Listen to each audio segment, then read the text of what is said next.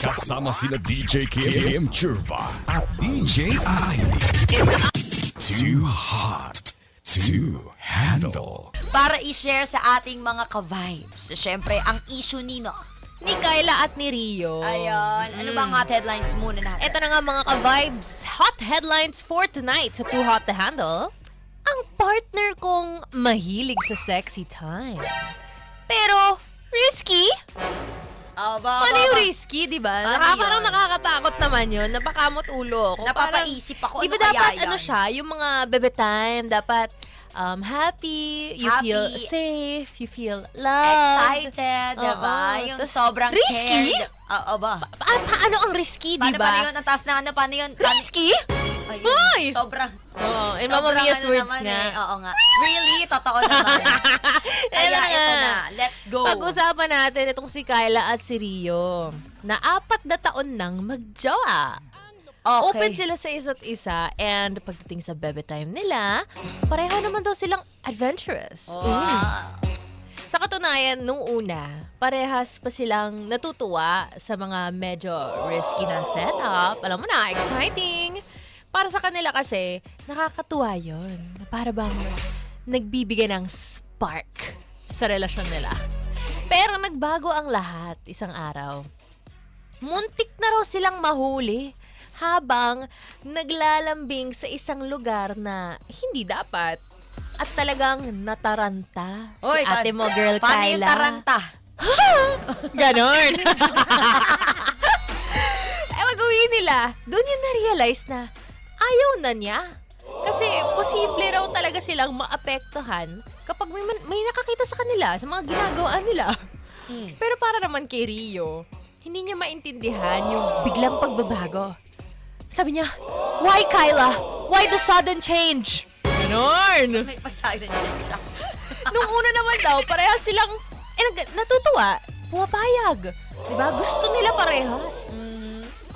Parehas naman daw silang na-excite. Kaya bakit daw bigla na lang siyang lumalabas na may mali? Bakit parang kasalanan daw ni Rio na muntik na sila mahuli? Diba, it takes 2 to tango. Kumbaga, pumayag ka din naman. Di ba ginusto mo rin naman? Ganon. And habang tumatagal, imbis na tumigil tong si Rio, mas naging madalas pa nga ang pag-aaya niya. Para daw kay Kyla, ayun na mismo yung naging problema nila. Okay. Kasi hindi dahil pumayag ka noon, obligado ka nang pumayag palagi. At hindi raw ibig sabihin na dahil naging exciting dati, hindi na rin pwede magbago ang pananaw mo pagkatapos ng isang scary experience. Pero para naman kay Rio, pakiramdam niya na hindi lang yung thrill ang nawawala. Parang may bahagi ng relasyon nila dati na dati nilang ginagawa na bigla na lang sinara ng puso niya. Imbis na buksan mo, papasukin mo, naging sarado na ang pinto ni Kyla. And yun na nga, doon na unting-unting nag-aaway ang dapat energy. sana'y wholesome na bebe time nila. Aww! Grabe naman yon ka-vibes. Yan tayo Pag napagbigyan ng isang beses, gustong ulit-ulitin. Kaso kasi, part na pinayagan kasi yun mo. Di tsaka part kasi yun ng routine nila dati. So, why the sudden change? Oo, yun talaga yung malaking question. Yes. Pero ito rin ang gusto kong tanungin kay Rio. Why can you not accept the boundaries na binigay ni Kyla? Diba? Alam mo, valid yung point nilang dalawa. Syempre si Rio, parang inisip niya, hala, ano naman meron? Ba't bigla ka nagbago? Oo, mapapaisip ka talaga. I mean, I'm pretty sure na hindi lang naman yan yung first time na munti ka nang mahuli. Yes. Diba? So, bakit bigla ka nagbago, girl? Pero ito naman si Rio, pag sinabi sa'yo ni girl na ayaw niya, ayaw, awat na. Correct. Di ba, huwag mong pilitin ang ataong ayaw. At saka malay mo, kaya siguro na pagbigyan noon, di ba? Parang di pa nila naiisip yung mga consequences ng mga pwedeng actions ganun nila. Kasi Oo. syempre, di ba, pag nadadala na tayo, Oo. in the moment ka na. Syempre, naman? parang, ayan na, oh my God, yes, the best. Masaya. Happy. Parang yes, the best. Feel the feel mo, te.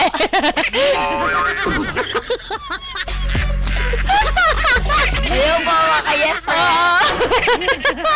Sa mga ka-vibes natin, kayo ba? Kung ikaw nasa posisyon ni Kyla at ni Rio, di ba? Isipin mo, kung ikaw si Rio, at isipin mo rin kung ikaw si Kyle, anong gagawin mo? Sa tingin nyo ba na kaya nyong i-handle kung may partner kang mahilig sa risky type ng bebe Ayaw time? na.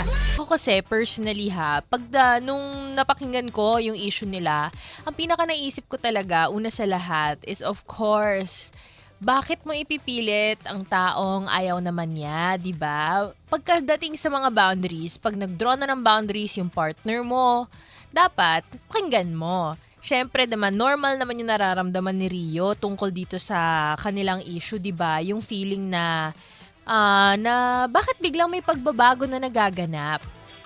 So, ibig sabihin lang nun, normal na maramdaman yung ganyan. And syempre, at the same time, no, bukod sa normal lang siya, kailangan open communication. Kailangan din i-explain ni Kyla kung bakit nagkakaganito. Diba, sisi ko? Correct. Bakit diba kasi nagkakaganyan? Ano bang rason? Ano ba ang kailangan nyo?